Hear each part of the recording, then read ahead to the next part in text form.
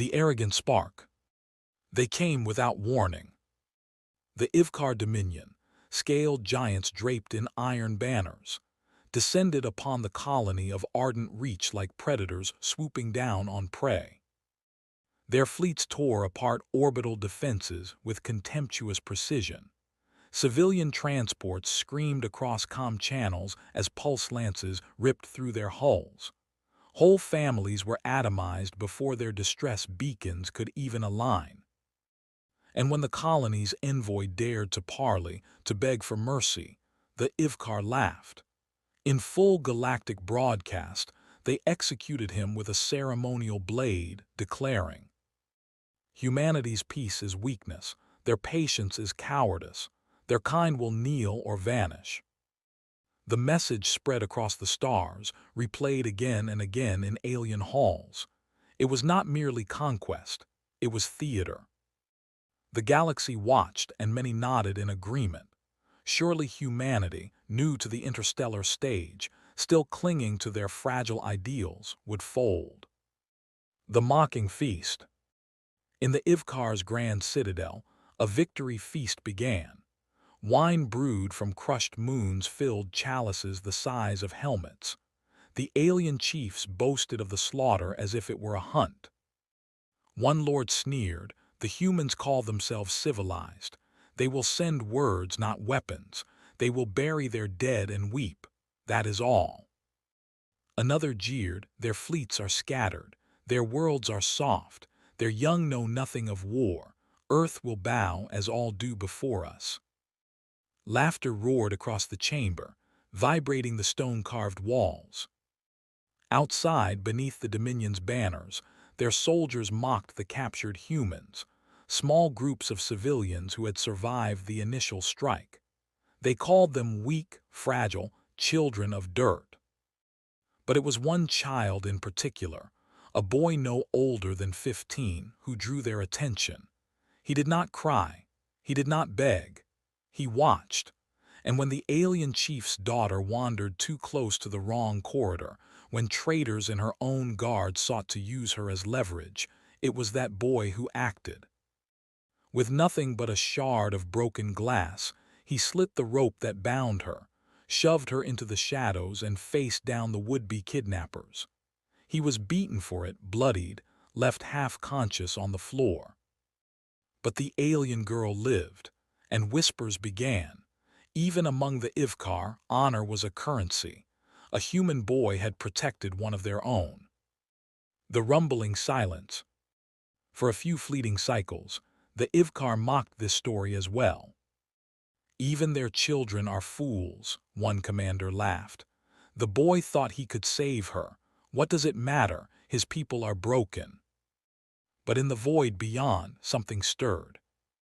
Galactic comms, usually flooded with chatter, began to notice silence. Human channels went dark. Ambassadors withdrew from their embassies. Trade routes stilled. No threats, no speeches, just absence. And then came the warnings. Not declarations of war, not pleas for justice, but cold, surgical transmissions. "Return our people. Withdraw from ardent reach. Or Earth will answer." The Ivkar dismissed them as posturing. But those who had studied humanity, those who remembered ancient Terran history, shivered. Because when humans fell silent, it meant war had already begun. The breaking of the heavens. It began at the edges of the Dominion. Stations that had stood for centuries vanished overnight, obliterated by rail slugs moving faster than light. Outposts found their atmospheres igniting as human warheads split moons to ash. And then the fleets emerged. From Saul's dark shipyards came dreadnoughts vast enough to eclipse suns, their hulls plated with black tungsten, their engines roaring like caged thunder. From Mars' forges came legions of cruisers, each carrying enough kinetic ordnance to flatten continents. From Earth itself rose carriers, cathedrals of war bristling with drones, rail cannons, and arc guns that spat lightning across the void. The comms filled not with pleas, but with a single human command that spread like ice across the galaxy. Stand down or be erased. The Ivkar scoffed. They sent their fleets to meet humanity's, and for one heartbeat the galaxy held its breath. Then the storm broke. The retribution unleashed. The first clash was not a battle, it was annihilation. Human dreadnoughts fired once, and entire Ivkar armadas ceased to exist. Their shields, thought impenetrable, shattered like glass before tungsten spears. Their proudest carriers burned, their crews screaming into the void as atmosphere vented into endless night. On worlds where Dominion troops still laughed over their victories, the sky itself darkened. Drop pods fell like rain, and from them poured humanity's soldiers, armored in exo-frames, their visors glowing like the eyes of demons. The Ivkar roared, charged, swung blades the size of doors. But the humans moved with machine precision, firing rail rifles that punched through alien plate as if it were paper. And when the Dominion's chiefs cried for reinforcements, they found only silence. Their fleets were gone, their stations ash, their empire crumbling in days. The galaxy watched, horrified, transfixed, as Earth spoke the only language it had left: vengeance. The child who bought them time.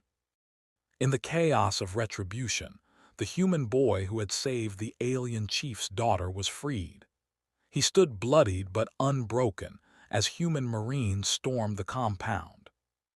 When they saw him standing beside the alien girl, shielding her as he once had, they did not fire. Humanity was not indiscriminate. Their wrath was precise. The alien chief, once boastful, once cruel, fell to his knees before the boy. For even in defeat the Ivkar understood honor, and the child who had protected his daughter, even at the cost of pain and chains, was acknowledged as more than prey. He was acknowledged as kin. It was said across the stars that when the human boy spoke to the alien girl, she whispered, "Your people are terrifying, but you are brave." The silence after fire. And then it ended.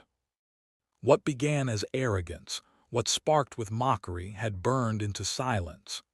The Ivkar Dominion was gone, its fleets shattered, its world smoldering, its banners trampled beneath human boots.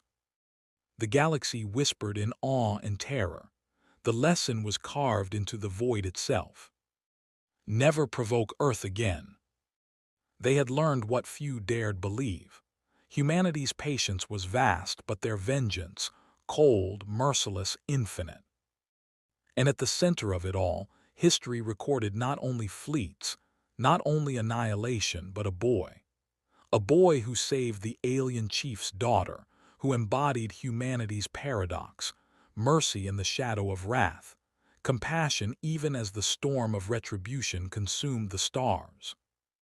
The galaxy would never forget the fleets that blotted out suns, but neither would it forget the boy whose act of courage earned honor among enemies. Because in the end, that is humanity's true terror, not only that they can destroy, but that even in destruction, they choose who to spare. Legacy of fear and honor. The story spread like fire through alien councils and marketplaces. Children of distant worlds repeated it as legend. The humans are death worlders, yes, but they are also protectors. They can save, even when it costs them everything.